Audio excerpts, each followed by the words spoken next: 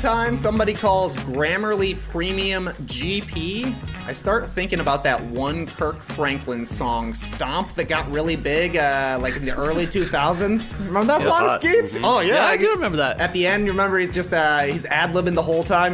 GP, are you with me? Yeah. They were with them. And guess what? GP can be with you, too, by subscribing to Grammarly Premium. With GP, you're safe from embarrassing spelling, grammar, and punctuation mistakes. Plus, Grammarly Premium's advanced time-saving features help you write more clearly and efficiently. You can streamline your workload with seamless integration into Microsoft Office, your internet browser, your phone, and more. Cut down on editing time and write more confidently with Grammarly Premium. Right now, you can get 20% off Grammarly Premium by signing up at grammarly.com/nodunks. That's 20% off at grammarly.com/nodunks.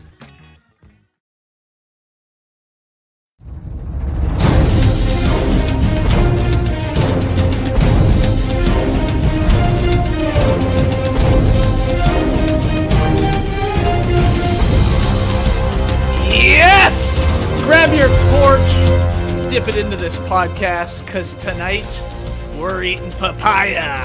On tonight's No Buffs, we're here to recap episode 8 of Survivor 41. I'm Jay Skeets, along with my fellow tribe members. We got the bearded one, Trey Kirby. Hey-o!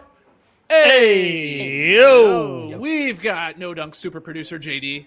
Hello. There he is. And last but not least, the internet's #1 heatherhead, Jason Concepcion. Yes, what's up? Don't touch my fucking papaya.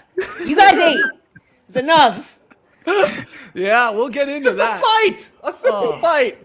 What an episode. We were just talking before going live how much we loved it. So I'm excited about tonight's No Buffs. Shout out to everybody joining us live right now on YouTube.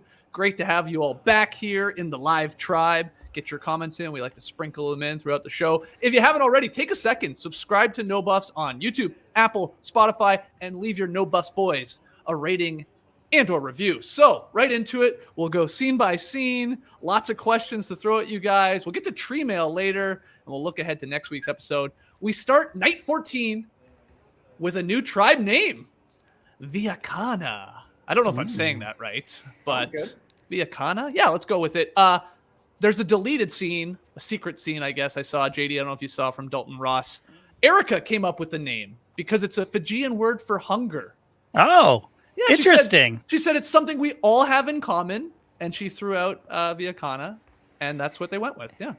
Wow, we're officially playing the Hunger Games now. We actually are. So it's night 14, like I said, just after Tribal Council from last week.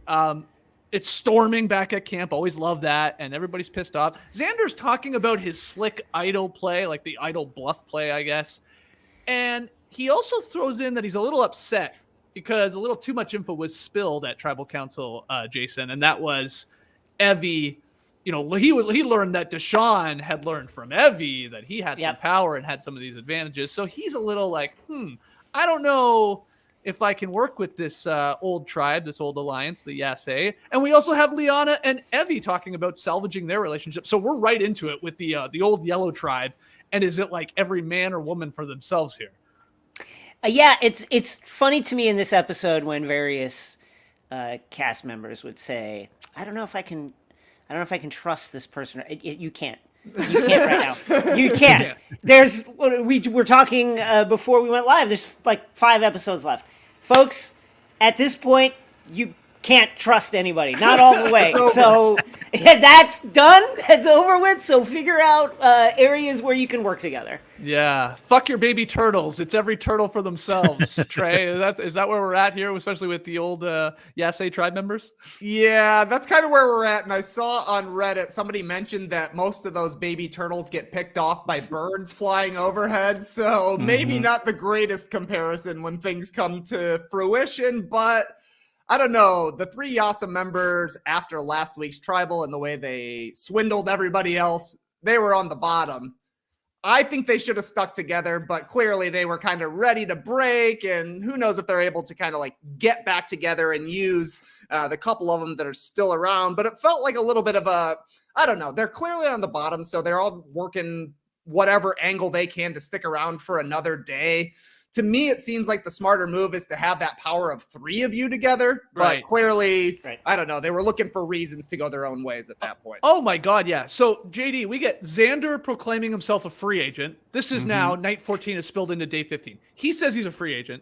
Evie embarks on what she calls a relationship recovery tour with everybody outside of the alliance. And then Tiffany is telling us, quote, at this point, I'm going to use whoever, whenever, however to get me as far as I can get. And I think that's a great point from Trey. What would you have done, or looking back on this episode, and we know that Tiffany goes, so, hindsight 2020, but like, yeah, is the better play not to like try and step on top of each other and Squid Game it up and just be the last yellow person, yellow member standing? Maybe work together instead and try and pick off some of the lower level Luvu people, or what do you think? Absolutely. Obviously, that is the way to go. But as you say, hindsight 2020, and also Deshawn throwing that bomb. Well, it didn't seem that major at the time, but him saying, "Oh, hey man, I've known about this idol since literally a week before I even met you." That was enough. For word on the street is that Xander completely shut them all out. Like he wouldn't even talk to Tiffany, according to Tiffany after that, which I found really surprising because they pull off this awesome move. They did seem very strong at the end of the last episode. Even Tiffany was holding his idol and she gave it back to him, presumably. But I was shocked at how quickly things just fell apart, but I guess that's the new Survivor, I mean, they're just like, I have to last one more tribal council, like one more, like don't look too far ahead. But it is weird. It's like, you guys have a good threesome there. Like, rope in 2 or 3 more, and then suddenly you're the majority, alliance. Jason, I don't know if you have anything to add to that or their thought process. I think that what we saw at tribal council and what unfolded over the course of the episode, that's doable. Heather is, if anyone speaks directly to Heather and says her name and shows that they remember her name, I think she's gettable. I think you could get her. Is that enough? Maybe not, but like clearly there are fractures there that can be exploited. Like when Deshawn and Shan started going at each other at tribal, I was a little shocked that nobody tried to blow that up a little bit more. Yeah. Like those are there to go after, and everyone who saw that should be trying to go after those things. Yeah, I thought they could have hung together at least one more round of things. Certainly, like I think Tiffany, as was mentioned, really did Xander a solid. Like it didn't have to, showed that she is someone you could work with. So I was a little surprised. Yeah, I mean, I guess. Oh, bless you. Bless you. Sorry, I couldn't get the mute.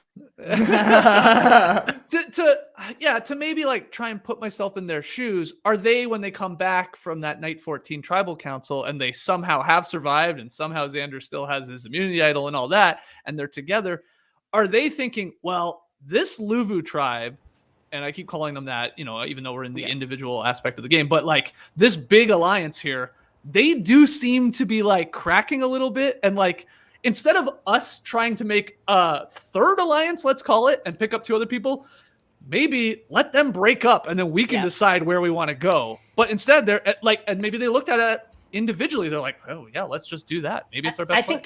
I think Heather's instinct, honestly, at tribal was right. Like when you have a solid alliance, when you're facing solid numbers, get the paranoia pumping. Like throw a grenade and see what happens. And I felt like that was a move that they had that they didn't play. Yeah. None of it seemed to work on Deshawn, by the way. Everybody saying, I'm a free agent, or, I'd like to work with you, water under the bridge. He tells us basically like, screw that.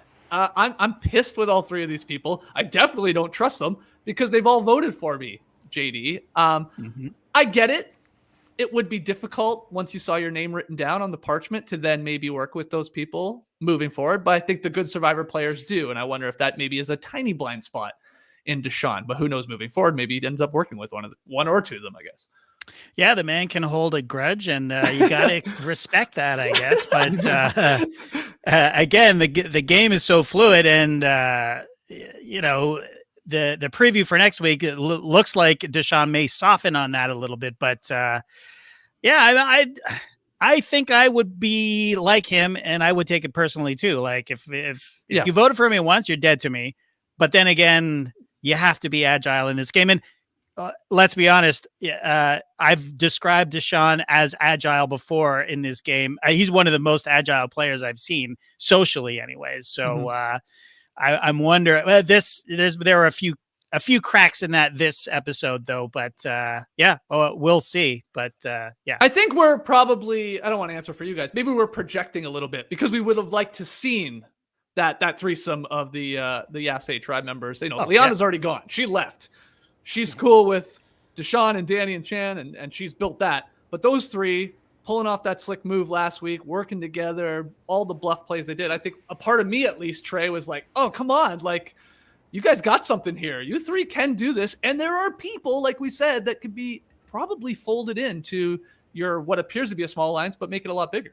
Yeah, but we also mentioned last week, Skeets, that while Xander and Tiffany seem to be on the same page with I'll give you the idol, that way I'm not holding it when Liana asks me the question, he still didn't give it to Evie, right? Like, Evie could have easily gone home, as they mentioned at Tribal Council. Like, if Sydney hadn't played her shot in the dark, Evie was gone. So you knew that Xander wasn't really with Evie. He's trying to break in to the Luvu alliance, and I think that that's part of the problem for the Yase, is that they don't really know what's going on with the Blue Tribe, right? Because it's like, clearly Danny and Deshawn are together. Nasir thinks he's with them. Yep. Erica and Heather think they're with them, but they don't care. Danny and Deshawn don't care about those three at all, really. I feel like, but you can't tell that yet because they haven't had to go against each other, and them sticking together clearly is more powerful than just three of you. So I don't know, a lot of scrambling, but it feels like the math is easy, right? You got the three of you on the bottom, get everybody else who's on the bottom of their alliance. They just haven't been able to figure it out. And then maybe, honestly, a little bit of blinders. Like we've seen it with Liana. She's been trying to get out Xander since day one, you know, that kind of thing. You just, and maybe the fact that the game is, despite we've seen I don't know, is this our 6th or 7th episode? It's only been 2 weeks. So the rewards and the challenges and the voting out, it's pretty quick, right? Oh, yeah. So it's like, it's sticking in your head. Like Ricard, it felt like he couldn't stop bringing up people voting for him, but it just happened like 2 days ago for him. So I'm sure they're still salty about stuff, but felt like a missed opportunity, and it let Luvu stay in control, really. Yeah. Okay, well, let's go to the reward challenge, because we had one of those in this episode. We have Jeff breaking the fourth wall, but maybe it worked this time. He tells us, hey, I'm hiding a hidden immunity advantage here. Was it did he say idol or advantage? Like, I thought he said advantage. He said advantage. It was an advantage. Advantage. Okay, Yeah. okay. I thought I had in my notes an idol. I thought that was wrong. Okay, he's putting an advantage under the sit-out bench for this reward challenge. That's what he said. And I thought it was great, Jason. And I know he did a little bit more breaking the fourth wall, which we'll get to sort of after the challenge. And then he was even yelling at us at one point to start doing our homework if we wanted to go on Survivor. But I did think this. I like this a lot better than him telling us what tribal council is and that they're coming in like this, like, hey, I'll let you guys in on a little secret, which he did at the first episode, I guess, this season. Yeah, I thought this worked really well. This is the best version of the breaking the wall. It elevated the stakes. It made it feel really weighty and important. It was a bit of information that we don't already know, you know, like to your point, it felt new, and I thought it was really great. I also love, we talked about this before we started rolling, but I just love that Jeff is like just trying voices now. The way he said grilled cheese, like he's just like using weird voices this season in a way that he has never done before. It's really fun. The fourth wall, great. I think what he's doing is trying to find a new catchphrase because now he's I mean, lost. I don't want to say lost, but he's given up on "come on in, guys." You know, we had a whole powwow about that. We're not saying that now. He still says "come on in," but he doesn't like give the gusto like he used to. So he's frantically searching for something else. JD, I think, because that's why he's trying all these different weird voices, like Jason said. Maybe grilled cheese will stick if I say it really weird. He's thinking. He's workshopping. Yeah, as they come in, he screams, "Bring in the boats!" Let the bass drop. Yeah. He also, I forget who it was. Somebody during this challenge was doing whatever. Somebody was, I think Nasir maybe. He was like swimming as hard as he possibly could, and Jeff drops a "working hard for that grilled cheese." Yeah. Like, I don't know. A grilled cheese is delicious. I love them. I eat more than a grown man should, I think. Yeah, me too. Still, like, as a reward, a grilled cheese, come on. I'd be excited to see it, but I mean, like a chips, pizza, way iced cooler. tea. I mean, it's not a bad iced meal. tea, but grilled I cheese. mean, don't say that to Shan. She would literally decapitate you for grilled cheese at this point. I mean, I did not see them. Maybe I missed it. Did they have ketchup to dip their grilled cheese in? Because good question. I would have left the island if there's no ketchup. No, this is not worth it. I don't even want a chance at $1 million. You got to have ketchup with the grilled cheese, or at least some tomato soup. You know, you got to be dipping it into something. Yeah, that's what Jeff announces they're playing for. And he says, okay, we're going to draw teams here. We're going to do the old rock out of the bag again. And like, my God. Erica draws the gray rock again, which was wild. The teams were basically the exact same, or were they the exact same? From what the merge, like, pretty close. Psych out. Very close. Very, very close, which was also weird, just the chances of that happening again. But we get to our first real question here of the podcast.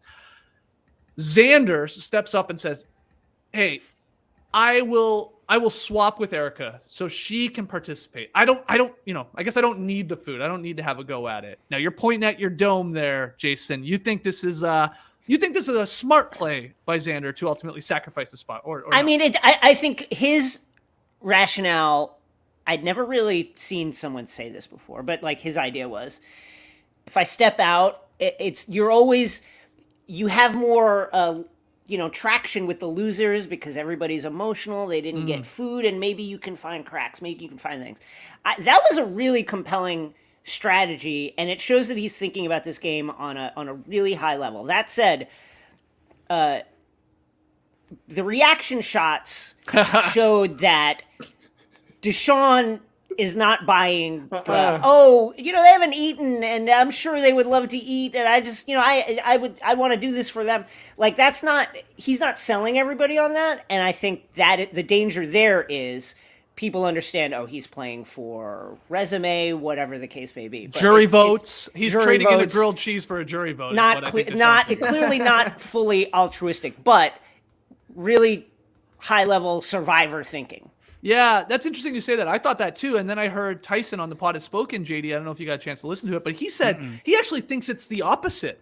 That if you want to like brainstorm and start building alliances, that you do that with the winning tribe, the tribe that's eating, the tribe that's happy, the tribe that maybe, they didn't in this one, but they have a beer or two in them, a little wine, a little more loose. Like they're just feeling better because they have like substance in them. So I don't know. I could see. I'm with you, Jason. I was like, "Ooh, that's smart thinking there with Xander." But a guy that's played a bunch of times, Tyson sort of says maybe the opposite is a better way to get in with other people. I don't know if you have an opinion on that, JD.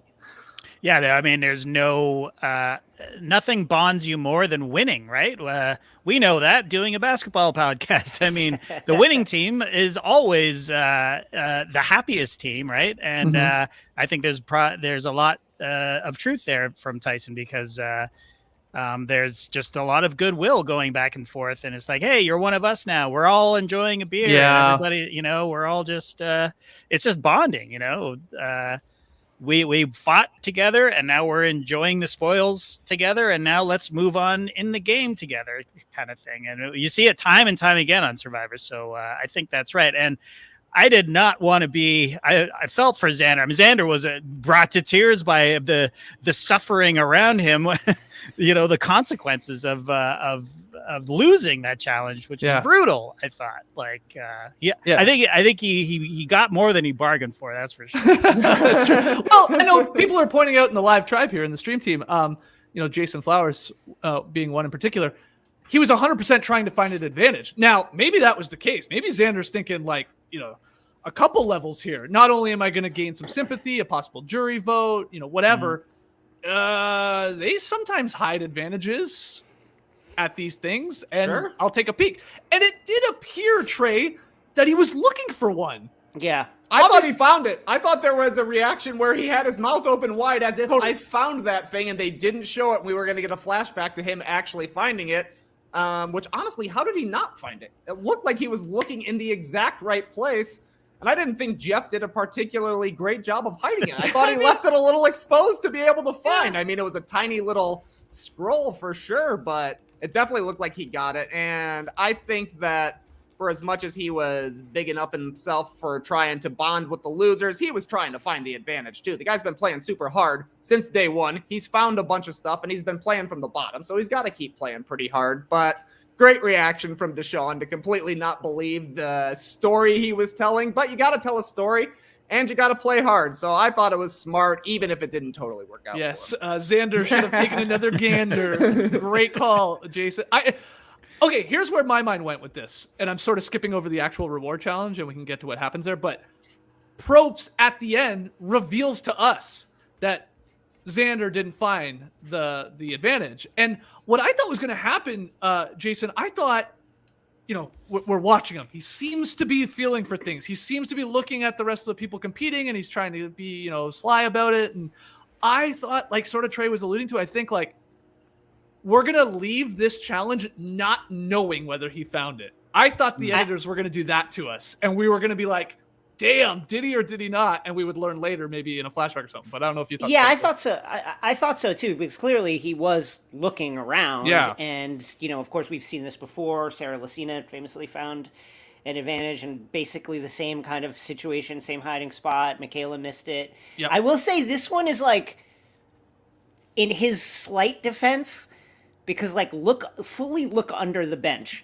That's neither here nor there, but whatever. The one that Sarah found was the size of a bar of soap, and it had a ribbon around. It was bigger. Yeah. This one was I guess smaller, but I agree with you. I thought for sure he had found it. Not to mention, it's hard to tell with the edit, because it can't take that long to look around the kind of outside perimeter. It's bench. They kept cutting back to him. Now, I thought for a little while, he doesn't want them to see him. Yep. Maybe he sees it and they're swimming towards him and he's waiting for that moment to grab it. So I was surprised when he didn't find it. Man, look under the seat. Look under there. Yeah. I mean, I guess that made for great television, JD. I'm sure you, Jason just yelled there. It's you're look, man, look. And then you're left wondering, did he find it? Did he find it? And then Probst just pulls over the little thing he's sitting on, which I thought was hilarious. It's a separate little buoy. Yeah. Pulls it over. It's nope, didn't find it. And not spoils the surprise because he's just letting us know. But I was shocked that they told us. I thought they may just leave it sort of ooh, do you think as a viewer that he found it? But nope, Probst's nope. Guess he didn't look hard enough. Yeah, I didn't mind that. I was here it is, and it goes back in the pocket for another time or whatever, It's great. But I don't know. I think maybe he was trying to be inconspicuous. I'm not sure where he was in relation to everybody doing the challenge, so maybe he thought too many eyes were on him.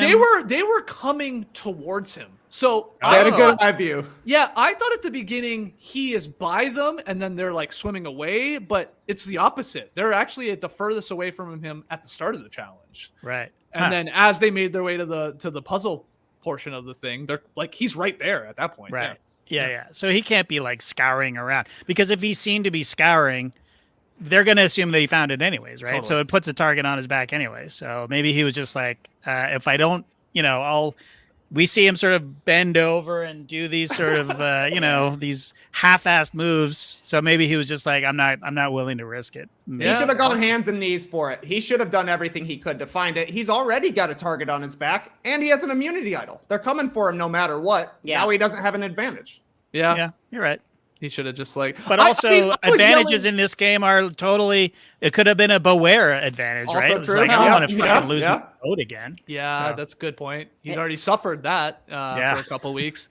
I was yelling shenanigans when I was like, "Come on, producers! Like, you're really leaning into this one." Like, Probst says he's gonna hide the advantage, then he pulls a rock to participate, and suddenly he's like, "I'll sit out." I'm like. Oh my God. They like literally have told him like, hey man, if you don't pull that gray rock, you may want to try and sit out because that thing you're sitting on, there's going to be something under there. But I thought maybe he saw it. I thought that's when he did that. I thought maybe he had actually spied it as they came out.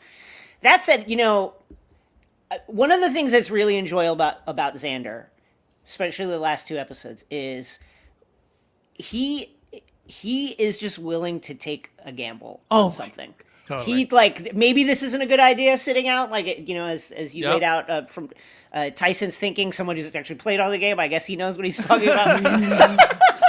but the thinking is and the strategy is just so watchable because this guy's just like at the craps table just be like, okay, let's let it ride. Yeah. He seems to know in order to win this game, you got to get a little lucky. Yeah. And you got to just like you said, roll the dice on a couple of these things and cross your fingers and hopes it works out. I still don't think he has any chance to actually win the game, Trey, because I think I just think he's too good. Like he would, if he's there at the end, he's winning. He seems very likable. He's obviously made big moves. He's found a lot of stuff. And if he somehow survives a giant alliance that have been trying in theory to pick him off for weeks and weeks and weeks, I don't see how they wouldn't reward him, but maybe I'm wrong. You guys kept saying weeks ago, you're letting this guy hang around. You're letting him hang around. Maybe it'll come to fruition. Gotta get him if they're gonna get him, because you're right, Skeets. He's gonna have a great case if he actually makes it there, especially if he ends up as the last Yase. He didn't have a vote for how many tribal councils, and it wasn't a problem. Like, he's gonna have a great story to tell if he makes it to final tribal. But would any of the Yase vote for him? I think they would. To win. Yeah, because and I've heard this before, it's like a win for him is almost a win for you as a former, Yase tribe. I mean, there is some truth to that. It's like, if only one of us can win an Emmy for no buffs, look, I guess I want it to be me, but if it's you, then, hey, that's sort of a win for me too. Speaking to a guy that's got a goddamn Emmy over here.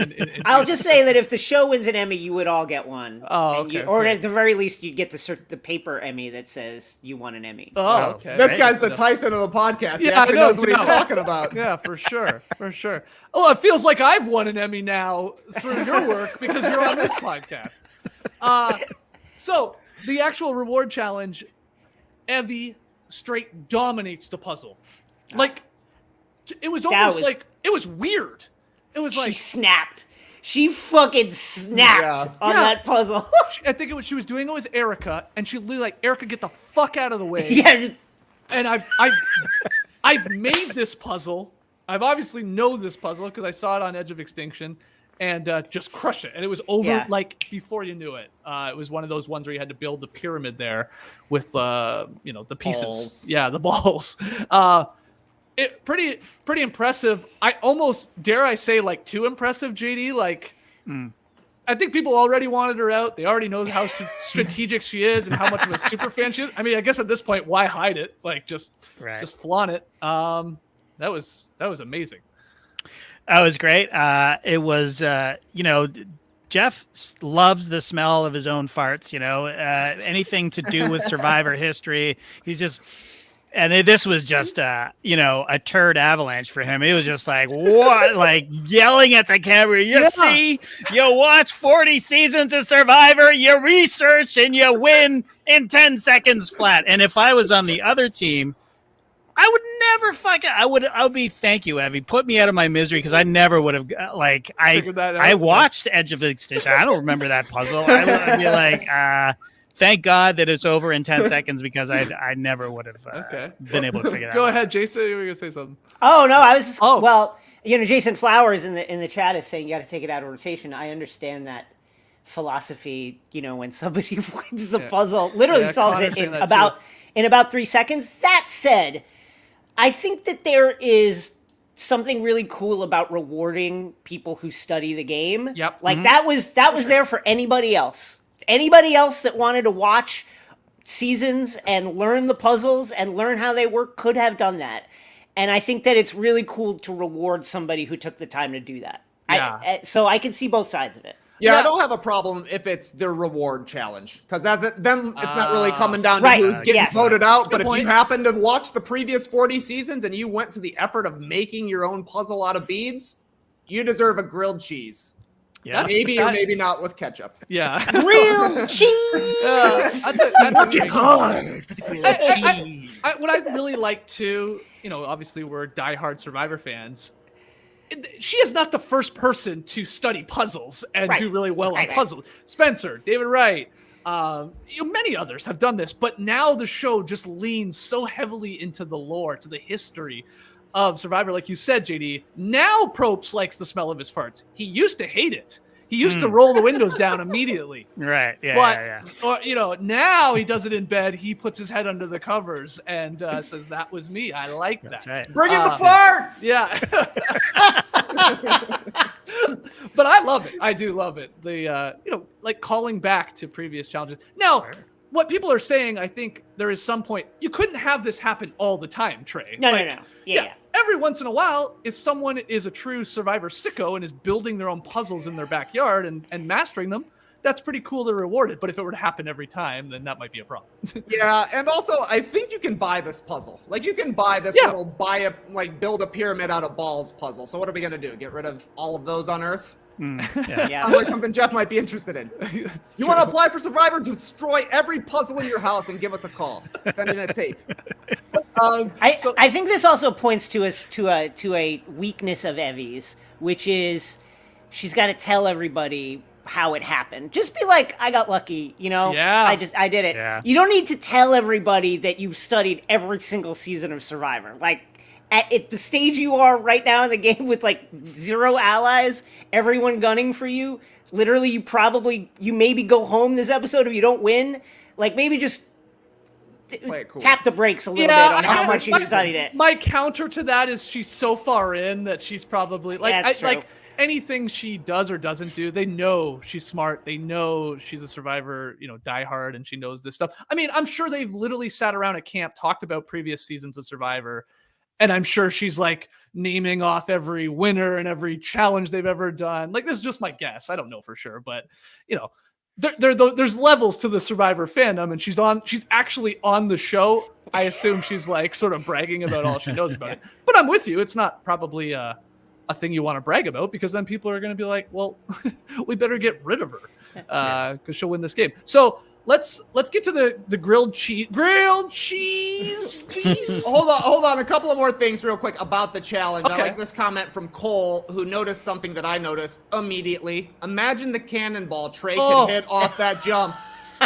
This challenge was made for the cannonball because you have to go deep, like right next to it. So a cannonball would be perfect, which makes me want to give a shout out to Tiffany with a beautiful dive and this, like a straight up swan dive with an arc. Didn't go quite as come well on. She overdid it.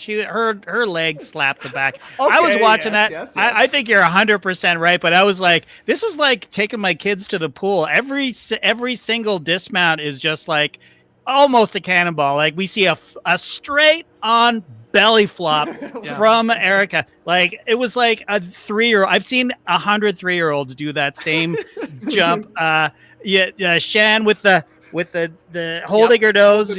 We see that all the time, and just every single jump off of that platform was just like a small child, just with reckless abandon, flying into the water, including Tiff's dive. I give it a 5.5. Yeah, maximum. she over-rotated. She went too far. Yeah. Fair enough. I do have a question, though, because if Trey Kirby's ever on Survivor, if he's ever in this challenge, he's definitely doing a cannonball. I would hope that's true. I want to know how Probst would react to Trey Kirby doing his best anchor man at the top. This just in, cannibal. Like, Jason, would Probst love it? Funny TV, funny moment, or would Probst hate it because suddenly TK's not taking it all that serious? This guy doesn't want a grilled cheese. I think he would love it, but it would also, the context would need to be like, what is Trey really going all out in the rest of the stuff? Okay. Like, is he just joking around in this James one said, instance? Trey Kirby sinking his team's chances. Yeah, I think it would go over well the first time, but every single challenge, he would probably be like, Yeah. another Here we go. cannonball. Love that. It would be after the fact where he'd be like, Trey, a cannonball again. Do you feel okay costing your team several yards of distance in the swim? Yeah, I think he hates it. I think he ultimately says, "What are you doing? You're clowning around out here. You're not at the YMCA." But Disrespecting the game. yeah, exactly. Okay, anything else, Trey, from the challenge there? We'll move on to the grilled cheese. Yeah, let's talk feast, cheese. and then we'll take our first break. So, because something comes out of this reward challenge, Shan and Liana, they are hurting from hunger. JD, you said this. They're crying. There are tears in their eyes. There are tears in Xander's eyes. Like, people are starving, especially them, people that haven't had the merge feast and now lose again. And the early plans we get from everybody back at camp that is not eating the grilled cheese seems to be, let's get rid of Evie, who is, again, too strategic and she's too smart and she knows everything about this game. And Liana's like, well, I don't want to work with Xander because I really want to get him out, but I guess I'll have to, and that's fine, which I think is some growth from her. Sure, yeah. Nasir, though, is like, fuck this no food nonsense, this little pity party, as people have called it, and he's like, I'm just going to go get some food. And he comes back with the 3 papayas. Amazing. Like, I don't know how they haven't found them until this point, but... I think Nasir is like playing it cool on how easy it is for him to go out and find food. I think that might be a little bit of it. Yeah, okay. So you're saying in reality he probably went very far, or... I just think that he can do that whenever he wants, and he's maybe not doing it that much. Oh, that's interesting. Yeah, but you might be right. Well, he does this. He comes back with food, again, for the losing tribe or group or whatever you want to call them. And Ricard comes back from his grilled cheese reward, and he's like, he just like sees the papaya. I guess he's never had it before, and he's like intrigued, and he wants to try a little piece of papaya.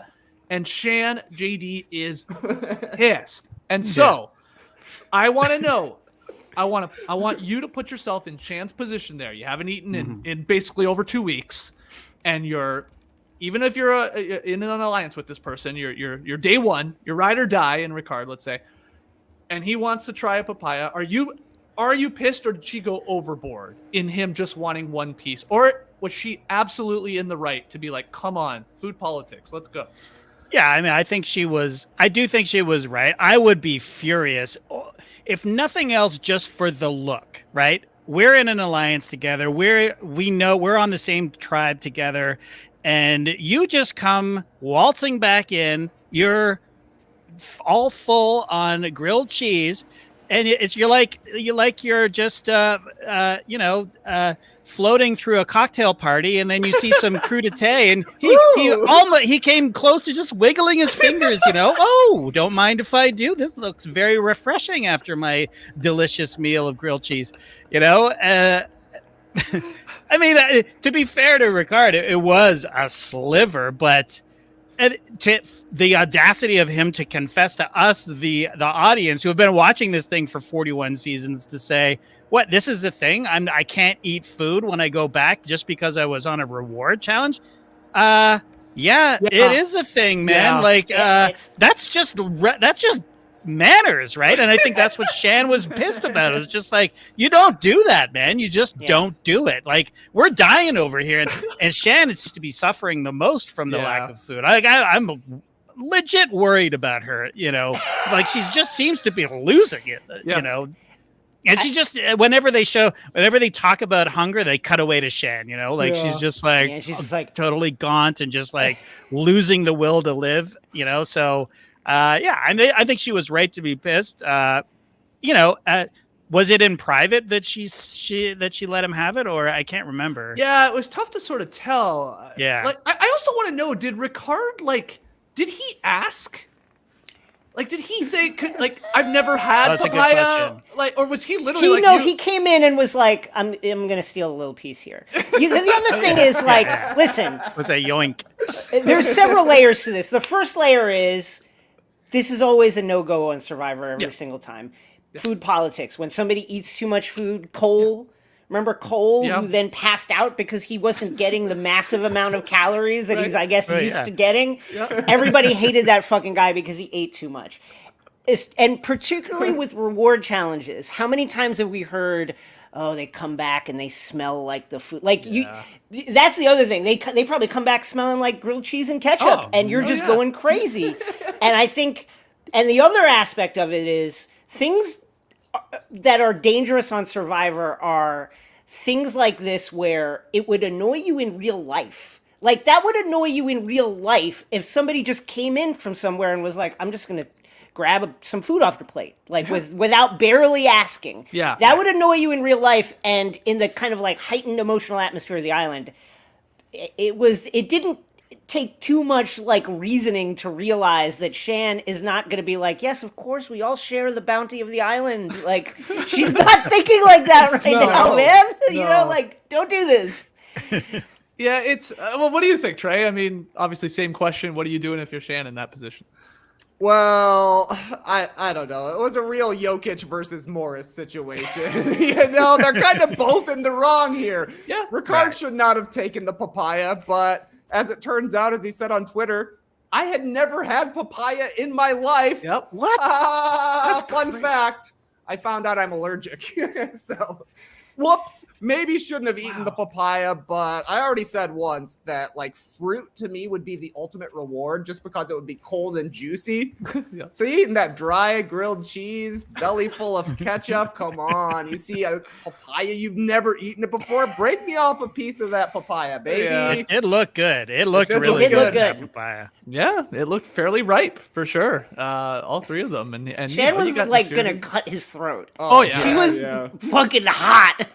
I 100% agree with Shan in this. This is insane. Just like you said, it's an unwritten rule of Survivor. It no doubt is. You had your feast. Now you are coming back. We may have found something. We put in the work. Seer did, but we got this. And you just don't eat for the rest of the day. That's just the rule. Yeah, that's it. You're done. I'm sorry, you don't. And one thing they got rid of, I was thinking about this. Remember back in the old Survivor seasons, there'd be a bunch of hold on, let me put a grilled cheese in my pocket. Let me get some chips in my hat. Yeah, and then bring it back to the losing group or team. They must have just said, no, we're done doing that. They put a kibosh to that, which is unfortunate. I mean, well, no, it's better television because then we get moments like this. But totally. Yeah. Totally. Used to curry some favors bringing back the food if you had won. We do get Ricard, just to wrap this part up. He talks to us about being concerned about his alliance with Shan, and he is worried she will resent him for winning some of these challenges and eating very well. So this is 3 weeks running now, 3 episodes running of they're together. They make a lot of decisions together. They seem on the same page. They've been together since day one, but some friction for sure. And maybe that little break between the two is getting larger and larger. We'll see whether or not that pays off. Because I'm now very curious to see what the status is between them, because I was surprised to hear Shan say that Ricard is still her number one, because they have been beefing, it feels like, for 3 straight episodes. Yeah, I mean, people have compared them to are they just at this point an old married couple? The love is there, but it's everything about them pisses you off now, and you've just been around each other too long, but you love each other. And I don't know. I think what's interesting, I'm jumping ahead, because it was Ricard versus Shan. Now it feels like it's Shan versus Deshawn. And where does Ricard fit into that equation, I think? We've been saying for a few weeks, at what point do people realize that you're working with Shan when you are doing the exact thing that Shan wants you to do. Right. People are starting to wake up now Yeah. to, oh, it seems like Shan's not really that easy to work with when it doesn't go her way. That's very interesting. And so people are starting to realize that now, and we'll see how that plays out. Yeah, and it's only gotten worse and worse the hungrier, she gets too. Like, she's becoming just more unhinged, I think in large part, JD, because she's just starving. Like you said, agreed. she already was skin and bones when she showed up Yeah. on day one. Yeah. She didn't have a lot on her. And now hasn't eaten for 2 weeks, and I think that's like, starting to affect her. I really do, because and we said this. We wondered, is she just killing this game because of the people she's playing with early on in just her own tribe? Yeah, maybe.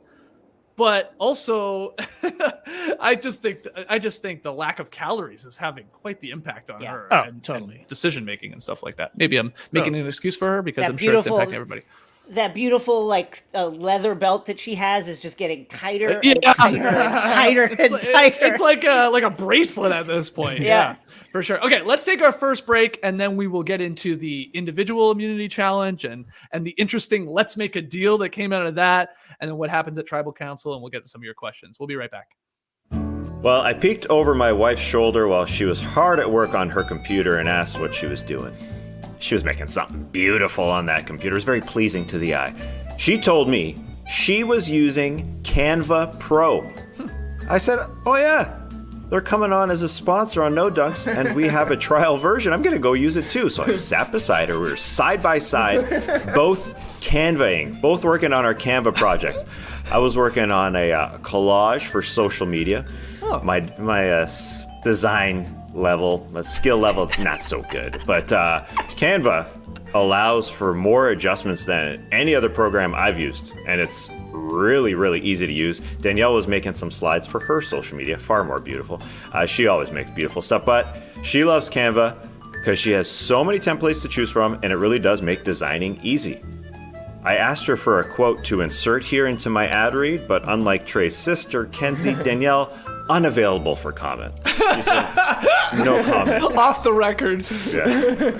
Yeah, Kenzie's on vacation. She's got a little bit more time to spend giving these sick tips, like Canva is great for small businesses and large businesses alike. And I've got the best big brother around. She said that, completely unasked. And if Danielle and I ever collaborated, designing together has never been easier. Sharing, editing, and commenting in real time. Canva Pro helps you stay organized on the same page and on top of team projects. No more misplaced files or tedious back and forth. Plus, you and 4 teammates can unlock everything Canva Pro has to offer for just $12.99 a month. Design like a pro with Canva Pro. Right now, you can get a free 45-day extended trial when you use our promo code. Just go to canva.me/nodunks to get your free 45-day extended trial. That's canva.me/nodunks. Canva.me/nodunks. Home safety and security is very important to protect your property, belongings, and of course the people you love. If you have ever wanted to make your home feel safer, there is no better time than now. This week, our friends at Simply Safe are giving No Dunks listeners 40% off their award-winning home security. Simply Safe has everything you need to make your home safe. Indoor and outdoor cameras, comprehensive sensors, all monitored around the clock by trained professionals who send help the instant you need it. Simply Safe was even named Best Home Security System of 2021 by US News and World Report. You can easily customize a system for your home online in minutes and even get free custom recommendations from Simply Safe. There are no long-term contracts or commitments. It's a really easy way to start feeling a bit more peace of mind. Take advantage of Simply Safe's holiday sale and get 40% off your new home security system by visiting simplysafe.com/nodunks. That's simplysafe, simplisafe.com/nodunks for 40% off your entire system. Hurry, this offer ends soon. Got kinda jealous yesterday, Skeets. You kept bragging about how you and I think JD and Tass are all bean boys. Because if there's anybody on No Dunks who's a bean boy, it's me. And I think you know that. I don't know if people are sending you the news that there's going to be a new beans emoji coming to our various iOSs here, but I've gotten several messages, and everybody knows I'm a bean boy for life. But then I started paying attention and realized you were saying beam, as in the Sonos Beam. And then it was all good, because while y'all are beam boys, I have the Sonos Arc, so I'm an Archangel. The Sonos Arc is the premium smart soundbar for TV, movies, music, gaming, and more.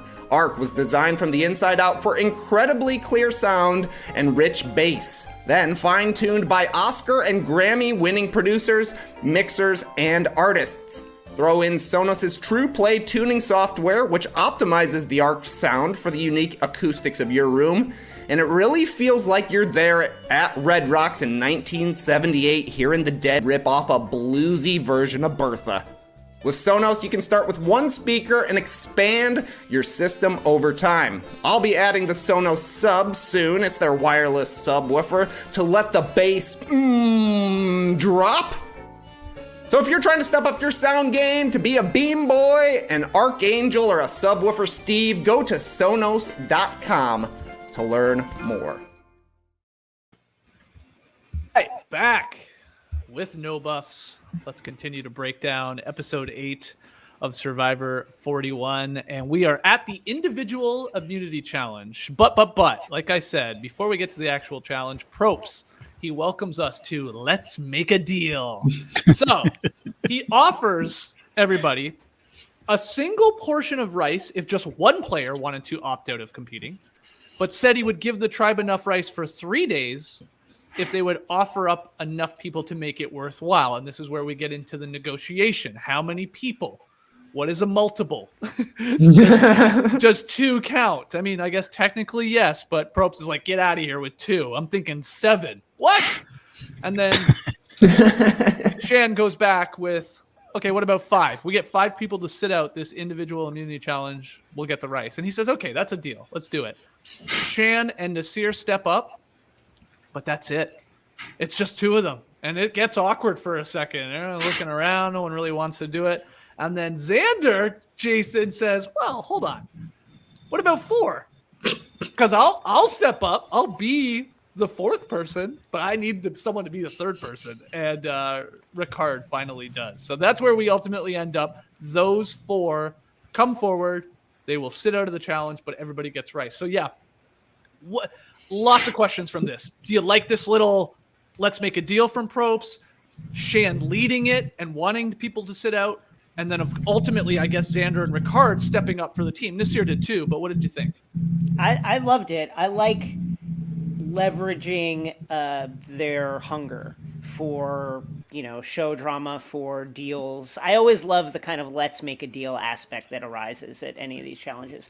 And I think another really kind of, I don't know how conscious it was, but a really kind of subtly good move by Xander, because it's like, yes, Shan, instigated this thing, but like Xander kind of came and stole the thunder by saying, okay, I'll go 3 if we can get it to 4, and then got the price down, kind of stole the responsibility for getting people the rice out from under Shan and surely from Ricard, like weirdly, like thrusted it back into contention. It was a good move by him. Yeah, JD, you agree with that? Like, did Xander sort of like steal the rice win in a way? Yeah.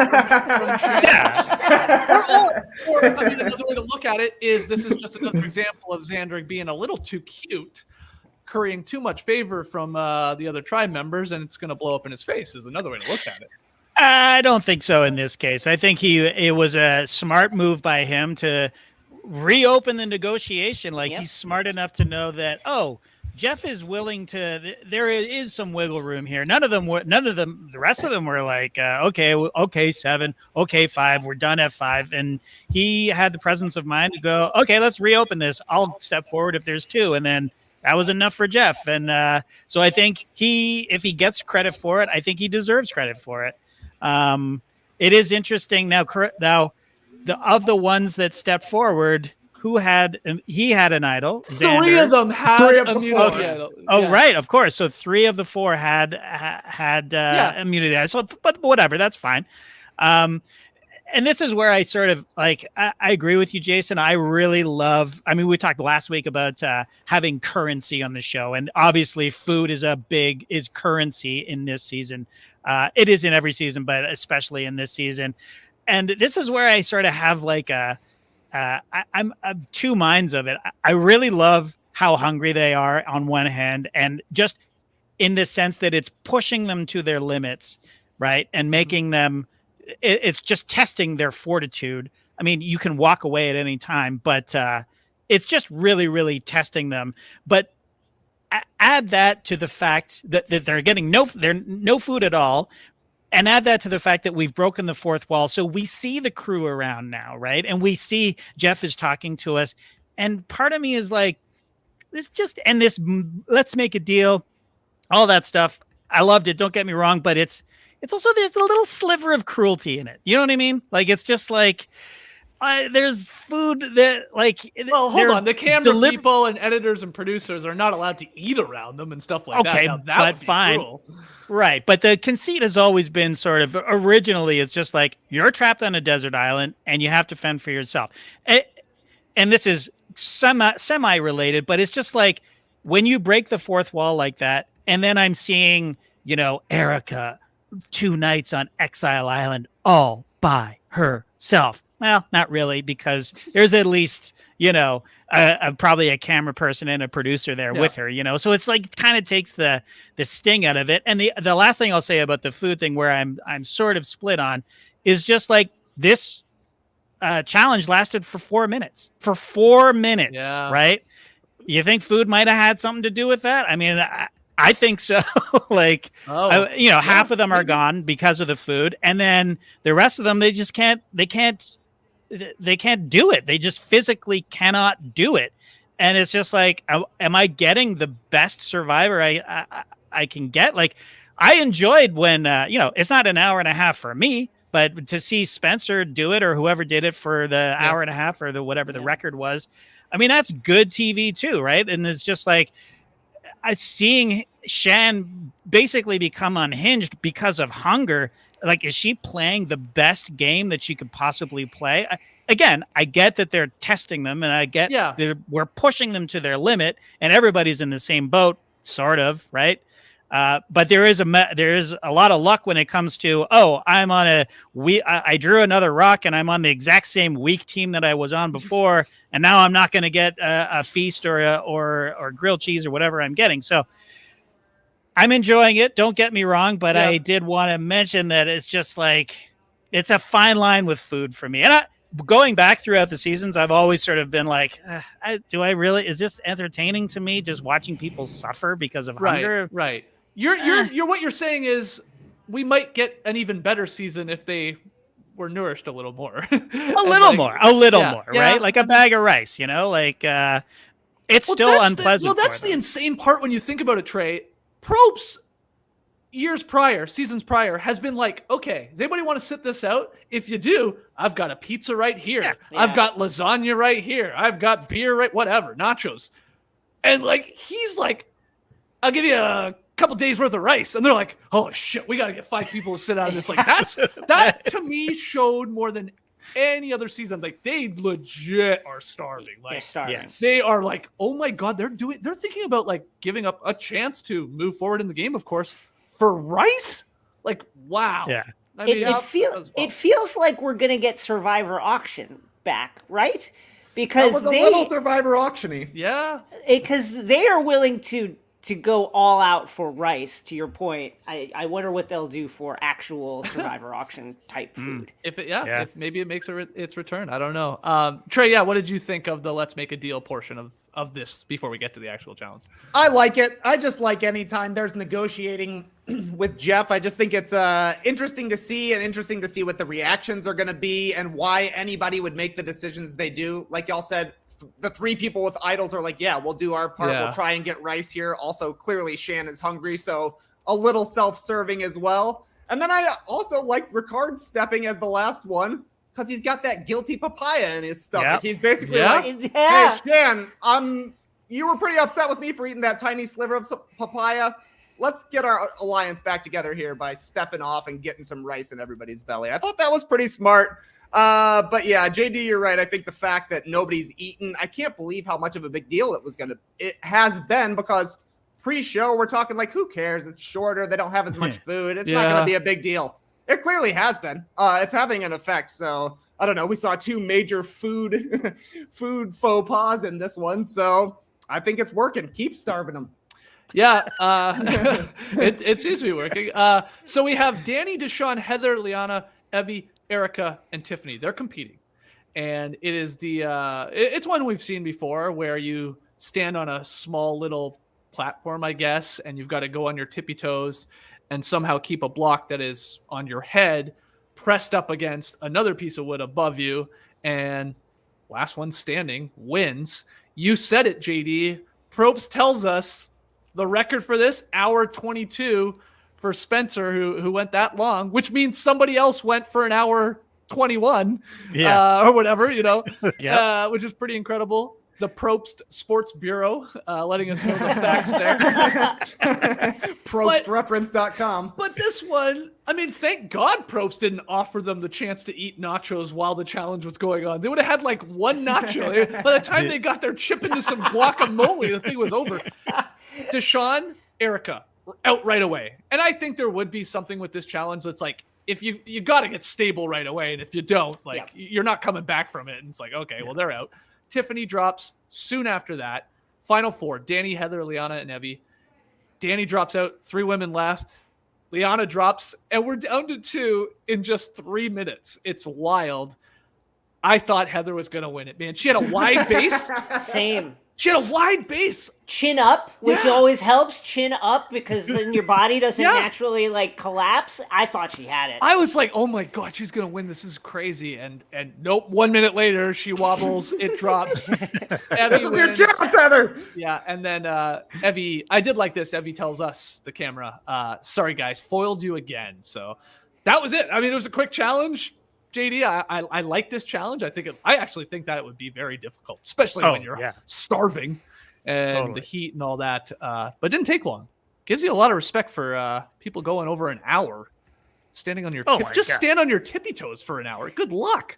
Yeah, it's and pressing your neck like with the on top of your head. I mean, brutal, absolutely brutal. So Evie wins, and really, I mean, Jason, I love this on Survivor. It seems to happen more times than it should, if I'm being honest. Like, the plan is, let's get rid of that person. Yeah. And then that person wins the hidden or the individual immunity. And you're like, well, what's plan B? And this is where we're at here. So we go back to camp. A lot of people, Liana included, they want Xander to get rid of his idol. They don't necessarily want him to go home, but we gotta flush that thing out so he's not as powerful. Liana wanted to get Xander's.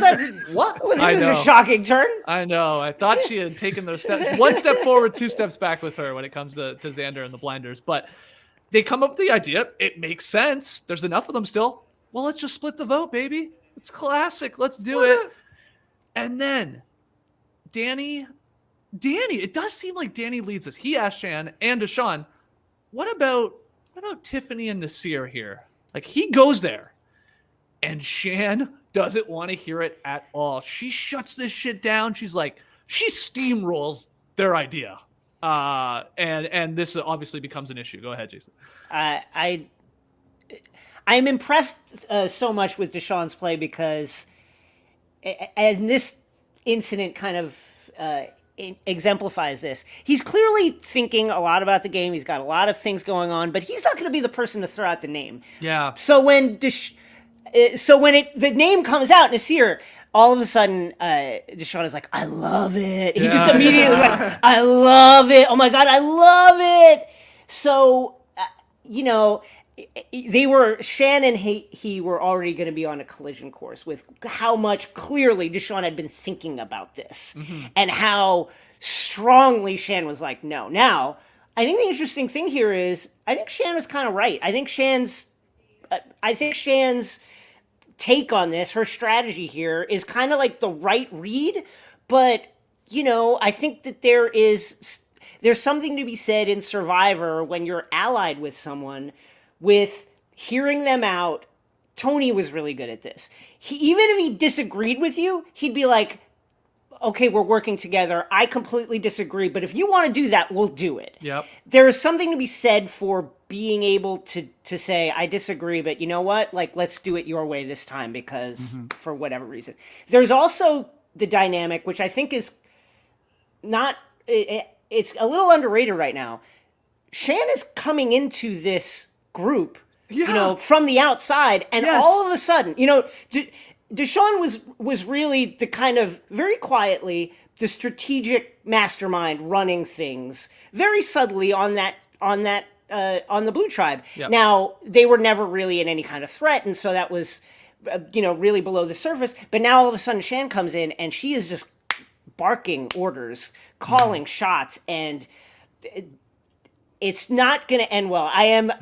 You feel like either next episode or the episode after, Shan's going to have her name written down. And I'm very interested to see what happens when that happens. I would add to that what you were saying about, sometimes be like Tony and just say, okay, you know what? You're right. Let's just do it. Let's do what you want to do. No, don't say it condescending like that. It's like, okay, hold on. Yeah. Okay. Let me look at this. Yeah. Okay. Let me calculate numbers. Yeah. Let's go with your plan.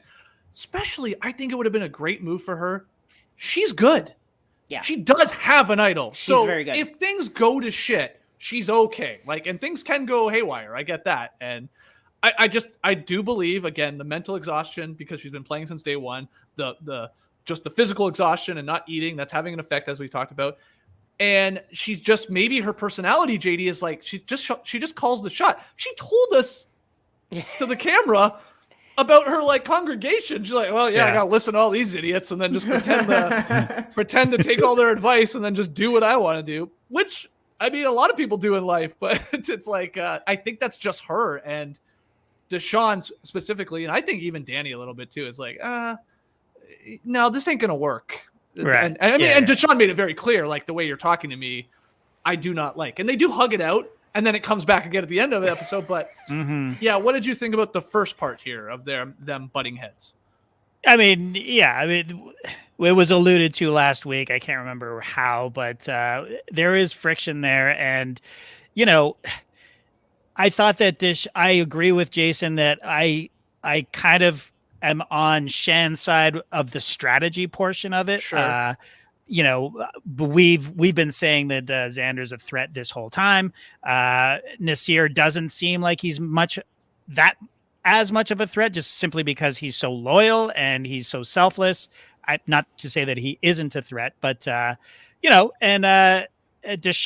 I thought he threw a little bit of a hissy fit, when he felt like he wasn't being heard. And but then again, he is correct. She was steamrolling over him to the point where when he took her aside and he's like, hey, I don't like it when you talk over me. And then she talks over him saying, yes, you don't like it when I talk over you. You know what's awesome? I get it. It's a wicked gender reversal here. Totally. She's playing like Russell Hantz. She's being Russell Hantz. She is, yeah. It's like your strategy is there, but I thought you were a social player. I thought you knew how to talk to people, and clearly that has not been the case since she got around people who have any clue what they're doing playing Survivor. Right. I think that has been a huge change. Yeah, she's hungry, but so is everybody else. The problem now is that she's not playing with Beef Walton. She's playing with people who have actually a brain going on right now. I think there's a lot of truth to that. I was thinking the whole time, and I know we're going to play this out here and we'll get to Tribal Council, but you've got Shan. She is brilliant at this game. You've got Ricard, who has proven to be pretty brilliant at this game too in terms of strategizing. I think Deshawn is right there as well. And I'm even convinced Danny might be. I don't think we've seen enough on the show. I think this guy is very, very bright when it comes to the game. Good. So anyway, you've got 3 or 4 people. Guys, instead of arguing about which idol we're going to flush, fuck it. Let's do them both. I think they could have, if they put all their brain powers together and counted the numbers right, I think they could have pulled it off. That if they had just we can get Nasir to play his, and we can get Xander to play his, and neither of those guys will go home because we won't even be voting for them. And it was got into one or the other. whose guy or girl are we losing and all that. That's my personal opinion. But a bunch of other stuff happens here too, because they tell Xander that it's Nasir and Tiff, but then it's changed to Heather, and then Heather, rightfully so. Everybody is always pissed when their name is the decoy name, because that's when things can go wrong, especially when there's idols. And it was like, why are you guys telling all these people, like, okay, it's going to be you as a decoy? No, I don't like that. Let's do somebody else. Okay, yeah, you're right. Let's do somebody else. Now you're just pissing off a whole other person. But Jason, you look perplexed. Yeah. I was confused a little by this. This felt a little too cute to me, because it's like, okay, you want to flush Xander's idol, right? So tell him. It's you and Tiff. Yeah. Tell him. Yeah. Why are you playing all cute with it? I guess you could say maybe the influence of the shot in the dark here, but like, what's more likely, that if he knows it's him, that he plays his idol, or that he plays his shot in the dark?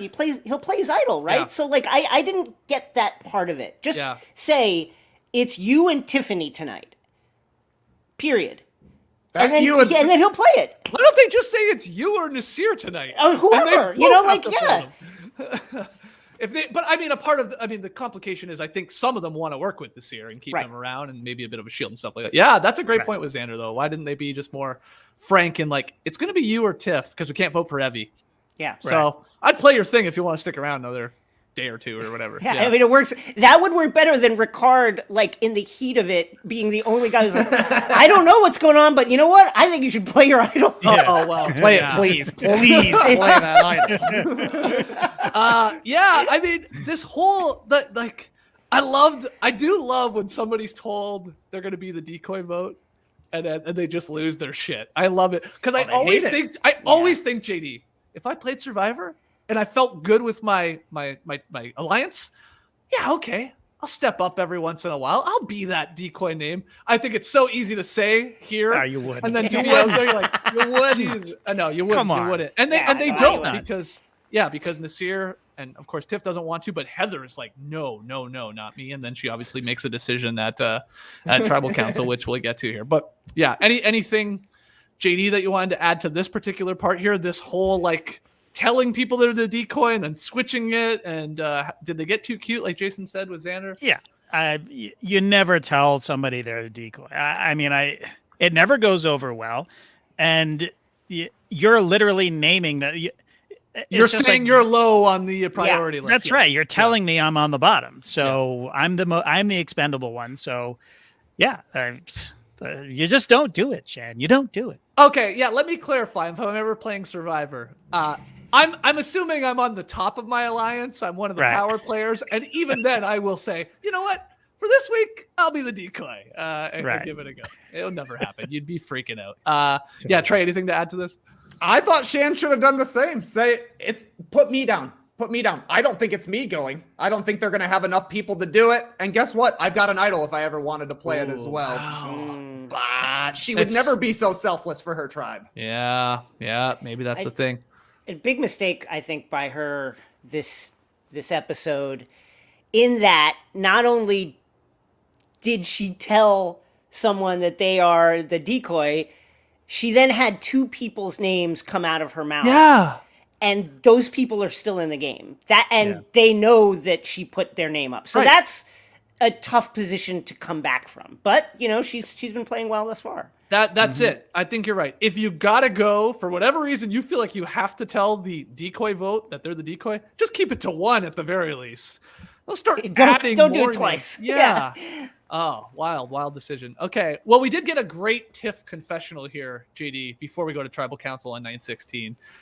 This is the one where she's basically saying she's going to try and get votes with Krabs and the producers. And I freaking loved it. I'm so upset she's gone. I'm happy she's on the jury, of course. But again, it was like, wow. When she was doing her long spiel, I was like, we've said it before. It was like very, very Queen Sandra-like. It was like, I do not care. Anybody but me. I will have enough people just not vote for me and I will still be standing. And I thought for a second that she maybe would be at the end of it, but spoiler, she's not. She gets 6. Yeah. So let's get to Tribal Council because it was wild. Started pretty regularly, I guess. Like it was basic. And I guess Danny he did bring this up, which I thought was fascinating. He brought up how suspicious he was of Evie, Tiff, and Xander after the last tribal council, where they pull off this awesome move, suddenly like are fractured and like are trying to like bury each other. And he was like, he seems like he thought they're trying to fool everyone. Right. That's how I was reading it from Danny. Like he was very suspicious of like, why would you do that? Why would you like, again, amazing move. And then now you're all like, screw that person. He's like, that doesn't add up, which I thought was a little interesting. And then that's really all that happened, because then Probst is like, okay, I guess we're good to vote. Are we good to vote? Or whatever he said. I'm paraphrasing. And we appear like we're going to go vote. And Heather's like, oh, hold on. Let me whisper here to Heather. Is that Heather's music? Like a Kool-Aid man coming through the wall. Like Heather. I mean, even Probst is like, what are you doing? Like, Probst is like, whose voice is that? I don't recognize that voice. Who's speaking? Oh, is that ma'am, what's your name? Oh my goodness. That was Okay, awesome. so Jeff is on like half speed. He's at 0.5xing it on your Apple Podcast app. Are we ready? And she's like, oh, I thought this is when we're supposed to start whispering. Like that's a normal part of tribal council. Again, I'm 99% convinced Heather has a confessional that of course we didn't see. She's talking to a producer and she's like, I'm gonna make this a live tribal tonight. I'm gonna screw things up. And like Probst knows that going in, and he's like, hey, she's not saying anything again. Nothing's happening, and so I'll say this really slowly to see. I don't know. Jason, maybe there's truth to that. You think? It plays into the really funny faux conspiracy theory that she's just a producer that is like planted with the cast. That very well might be the case because of the weird pacing of his like, okay, are we ready to vote? Yeah. But like, I just think she is a incredibly weird person. She's just like a very strange person who is hard to read. Her reactions are not anything like you would expect from a person who is playing Survivor and is in the situation that they are in. I will say, there is something hilarious about, one, Heather, who has not spoken or barely appeared in this entire season. One, making the read that, you know what, I might be in trouble, I'm on the bottom, I gotta try and swing this vote. Two, realizing her only chance to swing the vote is at tribal, throwing a name out. Okay. Right. Three, doing that. And then four, being like so downtrodden after doing it that she doesn't even take her own advice and vote how she said. Like the fact that she then did not vote the way she was trying to convince people to vote is hilarious to me after all of that.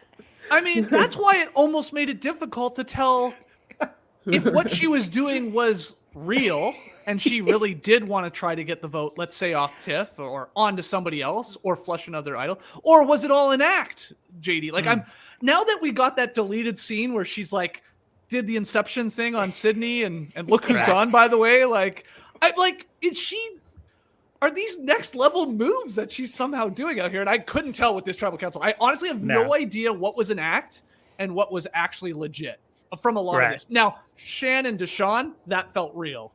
Yeah. The reigniting of their argument and her talking over him. But everything else is up for interpretation to me. I don't know what to believe at this tribal council. Yeah, I mean, first of all, why is she there? How did she get cast on Survivor? Honestly, I mean, I back in the Phil Shepard season, I can't remember which one. Agent Shepard. You know, the crazy guy with the pink underwear.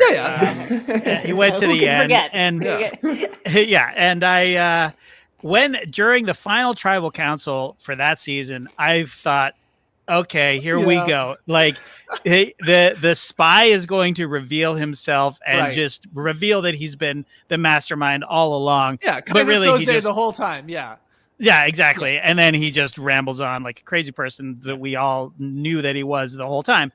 And Heather is like kind of the same. Like I thought, oh, this is this is brilliant, right? I thought that she's been just lying in wait this whole time, but really it's just like it's exactly what we saw. It's just a middle-aged woman who was just like realized at that moment, I'm playing Survivor. Tiffany, hold my Chardonnay. I'm going to try something. You sit right there. Yeah, you stay here. You stay here. And if I would have thought it was a masterstroke if she had just said, it's Nasir to Tiffany. And then, but no, she doesn't. She goes, I'm just going to go try something. Yeah. Shuffles off over. Hey, I'm thinking, who was it, Erica? Erica, guess what? I think I'm going to try something here. It was like, just go to everybody. Nasir. It's Nasir. It's Nasir. Right. I mean, what a brilliant master stroke. What a way to just throw a bomb into everything, right? Yeah. It's just like, what do you mean, Nasir? Where are you getting this information? Who are you, lady? Like, but it wasn't like that. It was just like, it was like she was like right next to the field of a pro football game happening. And she's like, you know what? I'm going to try. You know what? Put me in for this down. I'm going deep. And what do you do? You just run? And I just run that way? Exactly. So JD, did you have a chance to listen to the Survivor Know-It-Alls? Because Rob's theory is, it sort of goes to what you're saying. He thinks that we haven't seen that Heather is maybe closer to Tiffany than again we've really seen on the show. That they've bonded over the last couple days, and she knows it's gonna be her probably, and like you're saying, like decides at the last possible second, I don't want Tiffany to go. I'm having a blast with Tiffany, so let's see if I can save her. But then doesn't really try and save her. That's the strangest part about this. Yeah, I mean, I didn't listen to Know-It-Alls, but I did listen to Rob talking to Tiffany. And from what I gather, Heather is straight up just a crazy person. They were literally on the beach making sandcastles before tribal council, and she was trying to talk strategy, and she couldn't get her to talk strategy. And I think they kind of bonded over the sandcastles, maybe. And she's just like, I'm going to try something. But I mean, why would you go to all that trouble and then vote for her anyway? It's just, it makes no sense unless they cut something really major. Basically what happened was chaos ensues. And then I think everybody was like, just stick with the plan, stick with the plan. And they stuck with the plan, including Heather. I will forever, the laugh that escaped my body when the votes were revealed, I can't describe it, because that vote is absolutely bananas, insane stuff. It is so freaking crazy. And what are we doing? Okay, I know we've joked and we've said since literally the first episode, Heather is going to be sitting there at the end, Trey. She will be in the final three because, of course, you want to go with her. I would like to change my opinion on that.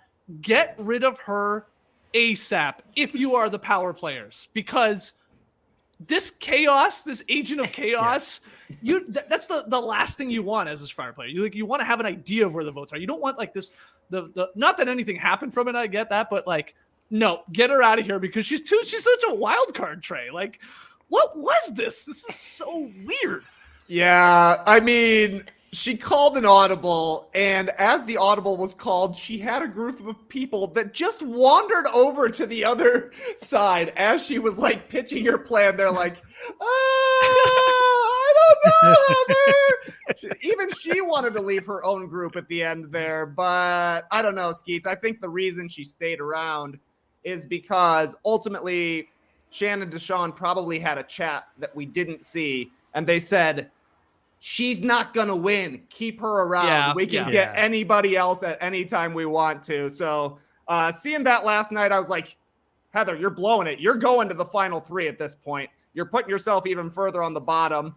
But then they kept her around. So now I'm lock it in. She's going. If there's a final two, she's going to be there. I'm with Skates on this. I think that after that, she is just... she's a loose cannon. You can't trust her to do anything. To pull a move at that moment that's just icing on the cake. It's just what? Shan's face was like if your toilet bowl stood up and ran across the room. Like, she could not have been more shocked at what she was witnessing. It was so far out of bounds with reality. It was insane. It was so funny to watch. Yeah, and again, Rob has said this before too. The idea of like she will be there at the final three because everybody wants to go with her. Yeah, well, that means she's taking somebody's spot at the final three, like to what you're saying, JD. Like, that's a reason to get rid of her because that actually reduces your chances of being at the final three to make your case to the jury and win the game. But I mean, oh my God, I'm just trying to picture her explaining her game at the end of this thing to people. And oh my God. Jeff asks the jury, all right, are we ready to vote? Heather stands up. Hold on. I'd like to pitch my case. Yeah. Hasn't said a word the entire tribal council. Actually, here's what I was thinking. I pulled all these moves. Yeah. Right. Okay. So at one point, do I have this right? Shan's like, screw this Heather nonsense. Let's just vote for her. And this has happened before in Survivor history where it's like somebody that the last second wants to, turn things on its head. Well, screw it. Let's just get rid of them because they're bringing the chaos. And in the end, maybe you're right, JD. There's a lost scene here, something where they talk it out and say, no, why would we do that? Let's just stick to the original plan, which is sort of this split thing here. We'll try and get Xander to play as idol, which he doesn't amazingly, despite Ricard. It's Ricard. Yeah, like Ricard, like twice is like that was. Hey man, that's it. That's gone. Don't worry about it, Ricard. I don't think you alone need to try and solo Xander's idol to get flushed. Like that's not gonna work. Yeah, and it's a bad look for him. Yeah. When he doesn't get votes to go home, and then now they go back, and he's like, "What's up with that?" Like, you're gonna lose trust with me if you kept telling me play your idol, play your idol, play your idol, and then I just proved to you I didn't need to. I guess Ricard could play stupid somehow and be like, I thought you were toast, man. Like it was madness. That's probably how he'll play it. But I thought that was a dead giveaway for Xander. Like as Ricard was asking that, he's probably thinking, oh, I don't need to play this at all. Why would he be asking me to play this right now? Right. I mean, I guess like the one thing that might get him to play it is this all a vast ruse to blindside me, right? Like Heather's with them. So then maybe, like that's the only way I could see that kind of strategy working in that moment. Because the obvious read in the room is, if you're Xander, is I'm good. Like, look at this. I'm probably fine tonight. Right. Yeah. I mean, it's like playing poker with a bad poker player that's like, hey, man, are you all in? Hey, man, are you all in? You all in? Exactly. You all in? Right. You should go all in. And you're like, nah, I probably shouldn't. Because you're not very good at this. Yeah, that was a weird move. I do think you're right, Jason. Like, again, I keep going back to like, who was the puppeteer of all these possibly like fake blow-ups and other names, and was it all a show to just try and get everything flushed out, and did it backfire and didn't work? I don't know. Or was it just Heather being a wild card and just like, I gotta save Tiff and let's give it a go? I guess think it's part probably that. I think it's that for the same reason that she gave that she competed in the challenge, which was she hasn't been doing anything. She understands that she's been on the sidelines. I think whatever brain cells are firing up there, we're able to like imagine the edit that she's getting, and she thought, I got to get in the mix somehow. I think that's the only thing that makes sense to me. Well, she's got an episode now. That's nice. That's right. I mean, the second half of this episode, man, if she had won the challenge, and then done this, wow. This would have been her episode. But in the end, Tiffany voted out with 6 votes. Xander and Heather get 2 votes each, and then Nasir 1 vote from Xander. And people were pointing out, remember when Xander and Nasir were like, hey man, you got an idol? I got an idol? Hey, we're idol brothers. I got your back. I won't vote for you. They both end up voting for each other last night. Yeah. Whether that comes to everybody, becomes common knowledge, I guess we'll see. It usually does, I think. I always assume they go back and be like, okay, who'd you vote for? Who'd you vote for? Who'd you vote for? Who'd you vote for? Like they just do like tally it all up. Man, the back to camp scene next episode is going to be nuts. It's going to be crazy. Yeah, and you say that because Shan and Deshawn going at it. Heather, what the fuck? Yeah. You know, This is Heather Xander, chance to shine. Xander This is Heather's chance to shine. Xander probably pissed at Yep. Ricard or maybe other people for like you know, I got a couple votes and when you guys were trying to get me to play that. Yeah, you're right. And it appears like it could be pretty juicy there when they go back at night. Oh, I love it. So Dalton Ross did right. Tiff, she's on the jury. She's going to have some incredible facial reactions and eye rolls sitting over there listening. And I think he's spot on. Like if we're going to, unfortunately, JD, I know you became a big Tiffany fan. If we're going to lose her, thank God we didn't lose her last episode. You know, unfortunately, Sydney, I think she would have been really great on the jury too, but Tiff will be there and we'll get her reactions to everybody playing it up. Yeah, and I don't know, I haven't looked, but are they doing Ponderosa? Like they used to release the video of the jury members showing up at Ponderosa and having that meal and just getting her reaction to the game in general. I love that. I hope they bring it back. I hope they're doing it again because it just adds a whole other insight to the game and just with players that have left and that are looking back on it. And so I hope they do it again. Yeah. So are we down to 10 people left in the game?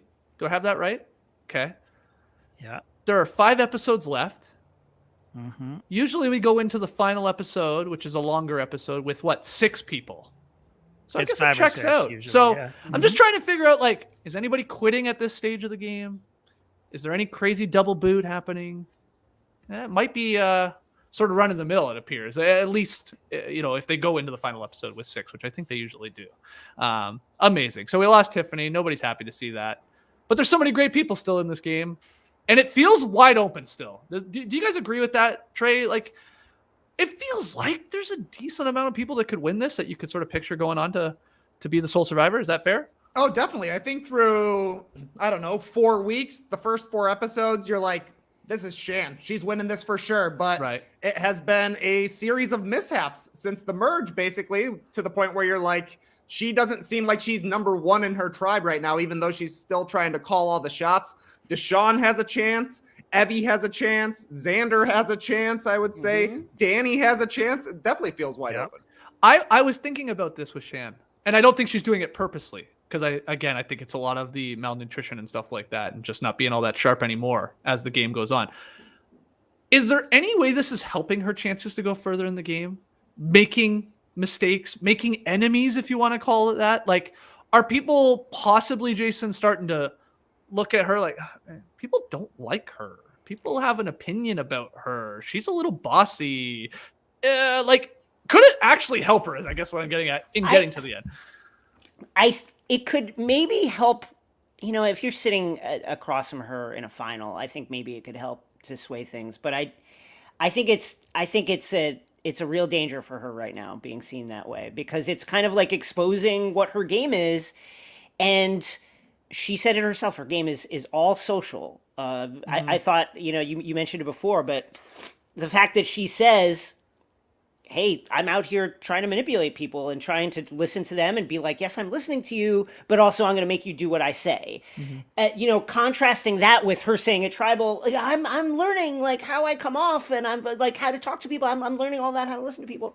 I think it's very dangerous that kind of aspect of her game gets exposed because it's clear that she's a threat. Like if I'm Ricard, I'm thinking, what do I do post Shan and how do I get there? Yeah. Like, because I don't, at least that we've seen, we have not seen like any kind of like bonds being built outside of that original tribe for him. So he's got to be thinking, what about Shan? Surely Deshawn is thinking, this can't go on much further. And Nasir knows that his name came out of her mouth and then saw a vote against him. Yeah. There's a lot of danger for her right now. Yeah. JD, you're nodding away. Think that's sort of the lay of the land for Shan right now? Yes, I agree with that. And I was just thinking that her social game, she has a very frantic way about her. And when she's trying to placate people, like when everything was blowing up, when Heather dropped the bomb, and then Deshawn has a little hissy fit. And then in the middle of all of that, she's just trying to please Deshawn, right? Like, and that may be why they went back to the original plan. But also her insistence that it be Xander and not Nasir could come out of her loyalty to Leanna, who really wants Xander to go. So, maybe she's just trying too much. Like she's trying to please everybody. Yeah. But inadvertently pissing people off when doing exactly the opposite of what she's trying to do. But she's got a lot of people to quote unquote please, because you're right. Yes. Liana, Danny, Deshawn, they're a tight foursome, or at least we've been led to believe. There's obviously Ricard. She oddly seems to have somewhat of a relationship with Nasir that we see like little flashes of too, or unless he that trusts her or something like that. So, oh yeah, Erica's there too. I keep forgetting about Erica on this. On this, she didn't have a lot in this one. She was the Heather of this one. Erica, Heather, and whoever else. If you want to win the game, partner up with Erica and Heather, and you will have a solid 3. They're going to vote with you no matter what, and you can take them to the final tribal council and win. Well, there's a strategy for whoever wants to win the game. It would be. I mean, I think I asked you guys this last week or the week before. Like, what's Jeff Probst's worst nightmare for the final 3 of Survivor 41? It's Erica and Heather, and then we couldn't come to a conclusion on the third name. I guess there's maybe not like a quote unquote bad name that you would put there, right? I mean, no. I mean, everybody else, it would be 0 votes for both Erica and Heather with literally everybody else, right? I think so. I think so. I'm just trying to think of who else. Like Evie, Xander, easy. Nasir, easy. Shan, even, easy. I guess Danny's the ultimate wild card, because people keep saying this. You see it offline. Like, are they really going to give a guy that has millions of dollars being a professional football player another $1 million? I think that's why he hasn't had his name written down yet, or even bandied about. I think everybody is thinking that to themselves. Yeah. Like, if I'm sitting across from this guy, my point 1 that I pitched to the jury is this guy made X amount of millions of dollars over the course of his career. Right. That would be a slick move for somebody to come in. Like, we get people that come in and lie about the profession. Come in and lie. Like, if you are an athlete, of course, or even just someone very successful with a business or something, like, don't make that clear for sure. Make it, say the opposite. Say like, I'm struggling. I got nothing. I got 10 kids. I got to try and feed, figure that out. Okay. Let's take our final break. We do have some great questions in Tree Mail, and we'll wrap this episode up. Yeah, so Tass mentioned yesterday, sometimes we get stuff sent to the house here, and sometimes it's completely unannounced, as was the case with Commentier Coffee.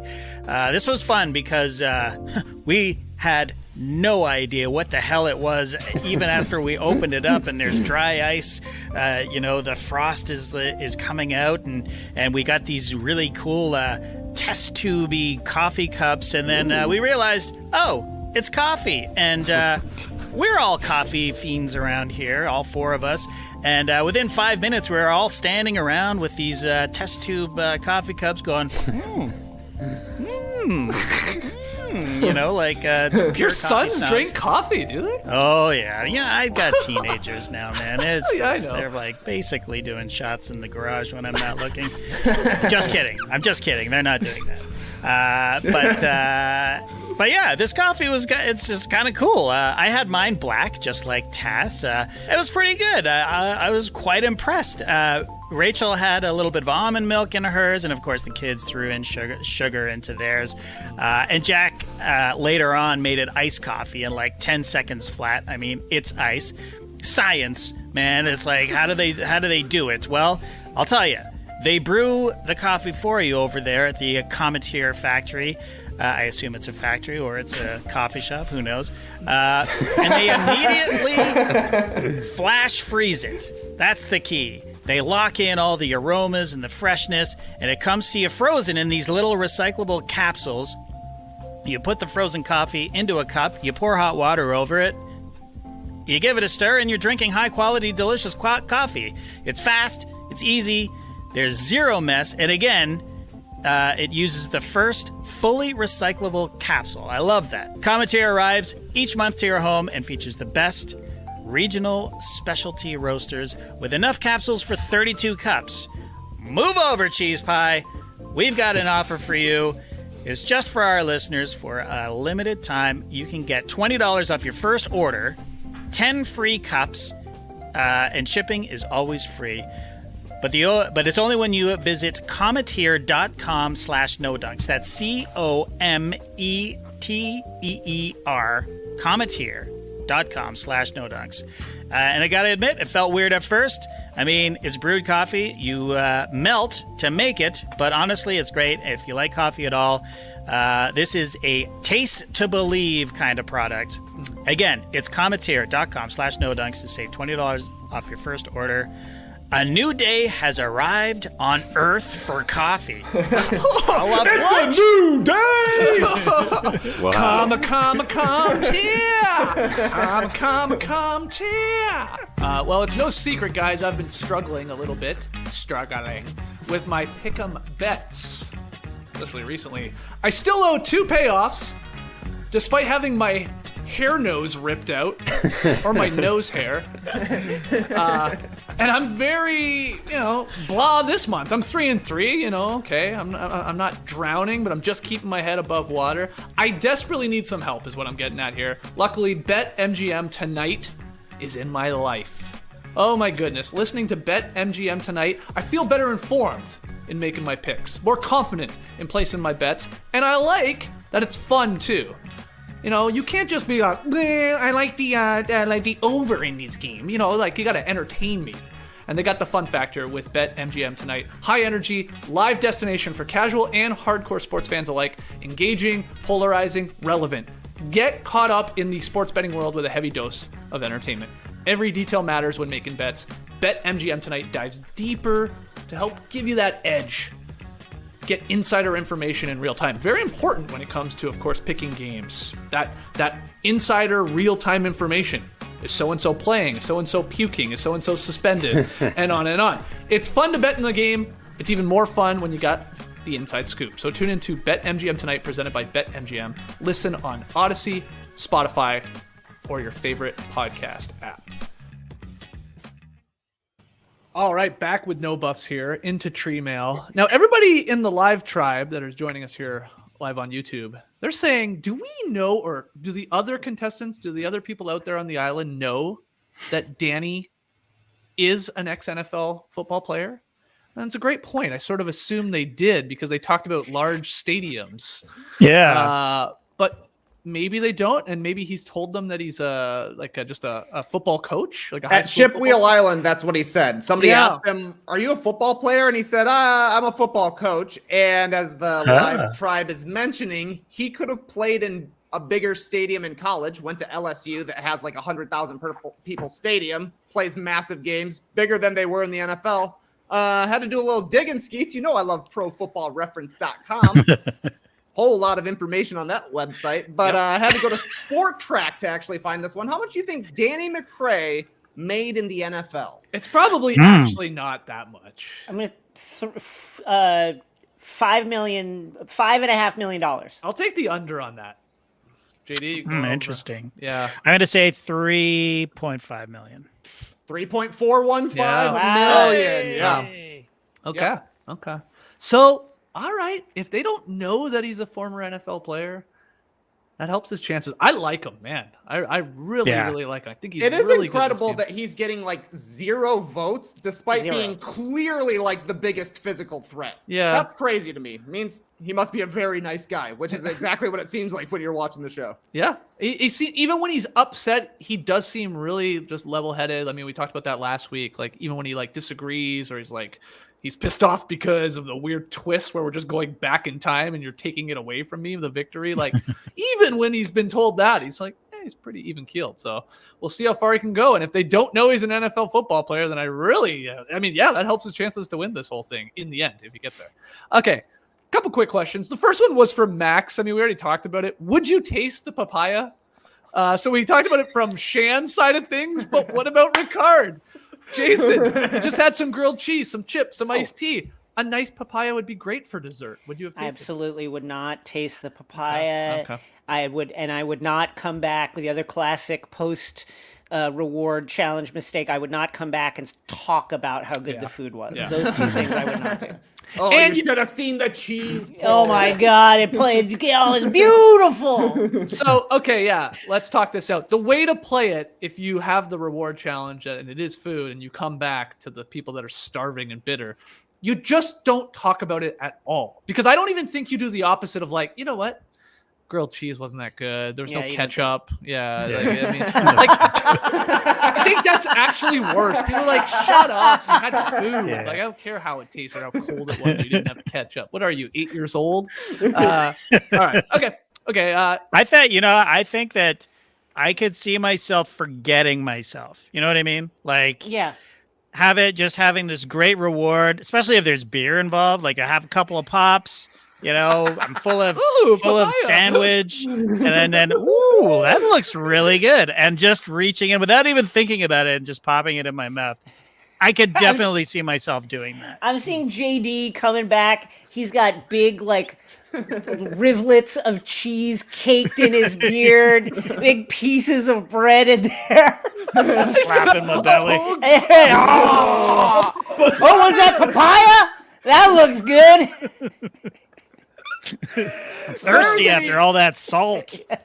Yeah, Trey and JD. I mean, if you ever go on Survivor, obviously keep the beards. It's a great look for you guys. But yeah, maybe you can stash like a bunch of food in there and bring it back. Whoa. I would beard gladly nugget. nibble out of your beard if I was that hungry. Yeah. Do you think that would win over the tribe if you smuggled food home in your beard, but they had Your beard. You're like, I'll give it to you, but you got to eat it out of my beard. I think they're hungry enough that I think it would actually curry you some favor. Here's an easy way to taste the papaya. Okay. Ask Nasir where he got it. Yeah. Guess what? There's more papaya out there. There wasn't just 3 in the whole Wow. jungle. Go get your own papaya, Ricard. You just need a stick. Great call. All right, our next one here from Sagasaurus Flex.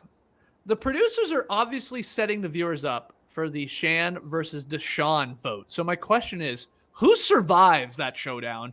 And can they at least work together one more vote to get out the huge Evie threat? We haven't talked about Evie much in this episode. You know, she wins the immunity challenge. She's safe.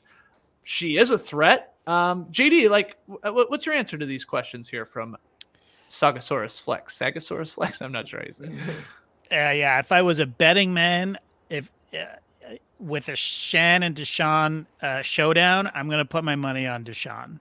I just think that he has the original Luvu tribe behind him. Yep. I think that he has a much cooler head. He is, and again, Shan is she seems to be losing it, or at least getting more and more frantic as the days go by. And I think that Deshawn could. I think he would. He would win prevail. that little battle between the two of them if think- it were to go down. Again, if I was a betting man, yes. Okay. Yes. Okay, Jason, what do you think with that? Oh, sorry. Go ahead, JD. No, finish the last part. Yeah.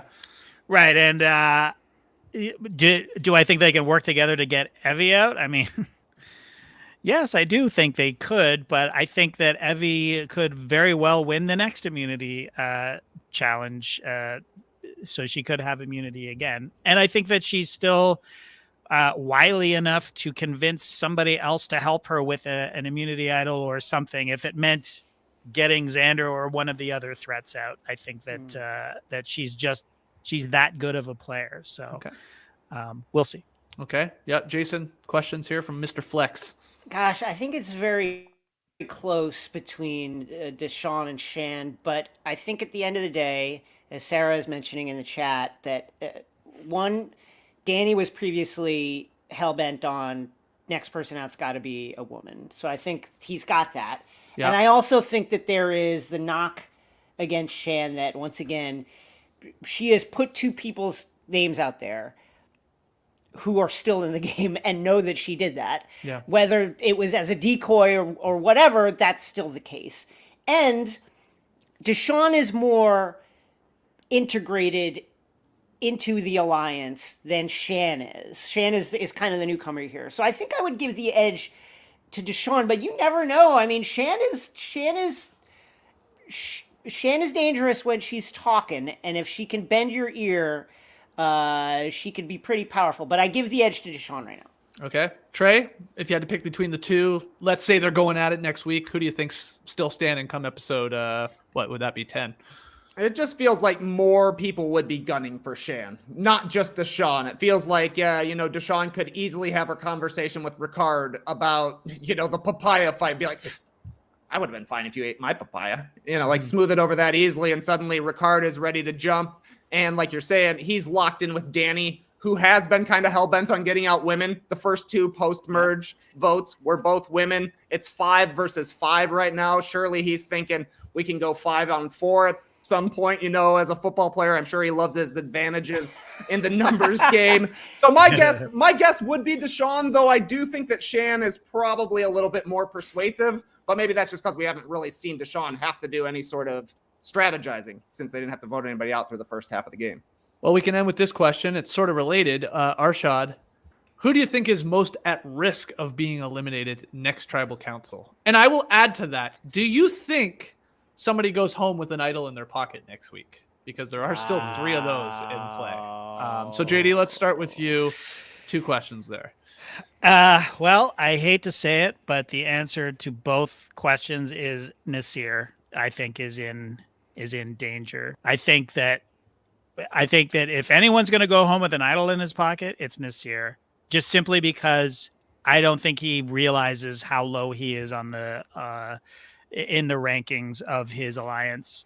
And he's just such a trusting guy, and I think he's a huge threat as well. So, but do they see huge threat? Like, why are they taking a shot at him next week? This is where I struggle. In Danny and Deshawn, and I mean Heather. I think Danny and Deshawn were like, yeah, Nasir, and remember Deshawn was like, I love it.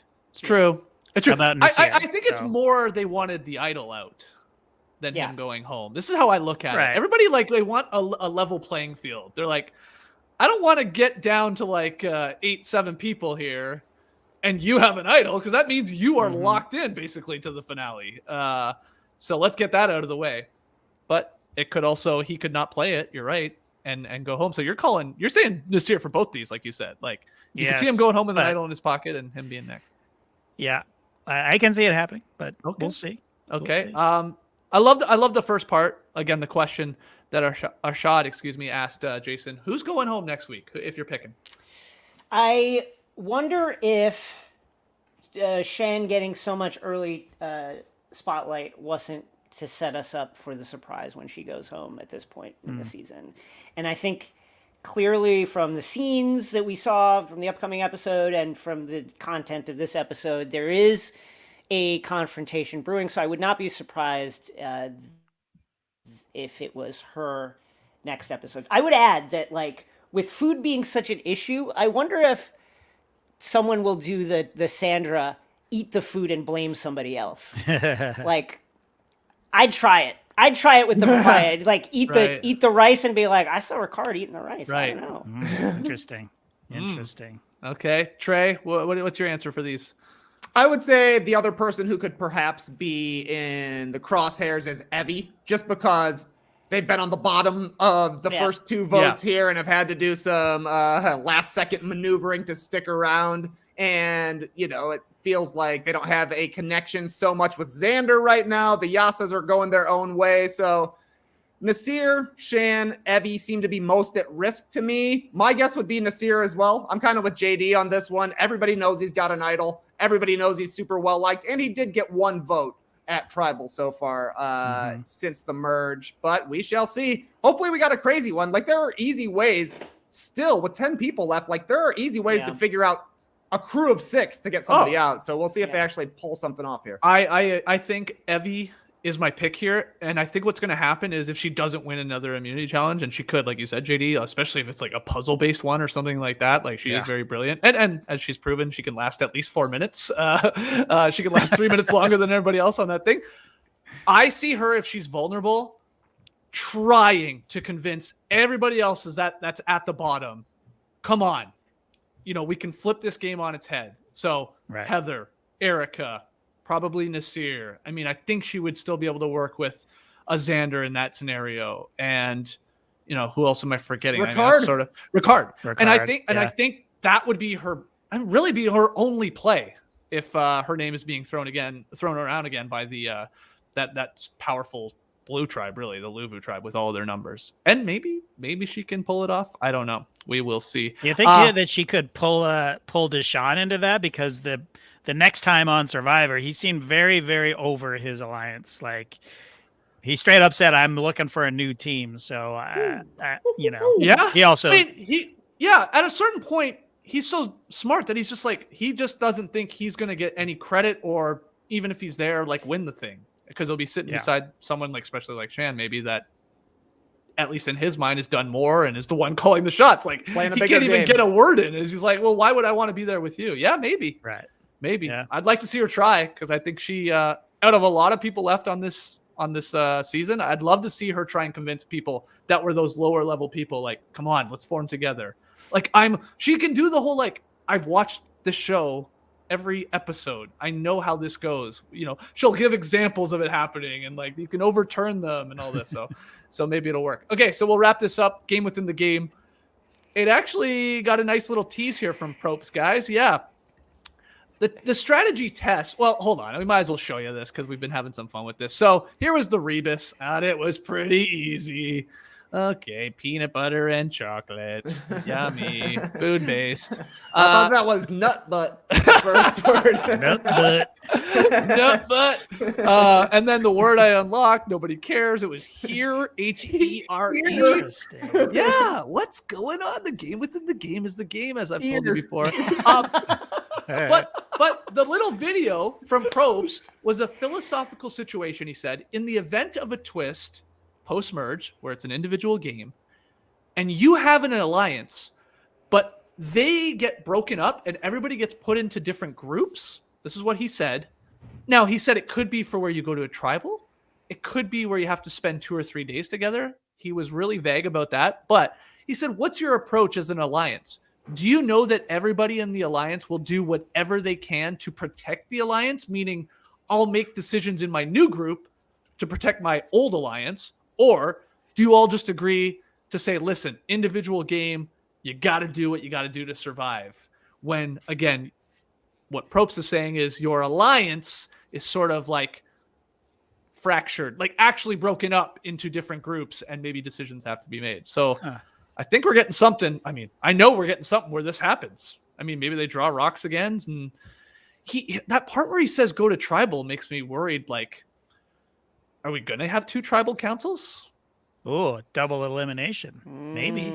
I don't know. Maybe. I don't know. What are you doing, Probst? What are you doing with this game? Jeff? Within the game? Okay. Two. Well, Interesting. fun episode. One of my favorite No Buffs episodes we've done so far. So thanks to everybody that joined us live. Thanks to everybody that's been listening later. Again, leave us a rating and review on YouTube, and Apple, and Spotify, wherever you watch or listen to No Buffs. We really appreciate it. We got to get Jason back to his vacation. I mean, this guy loves Survivor so much.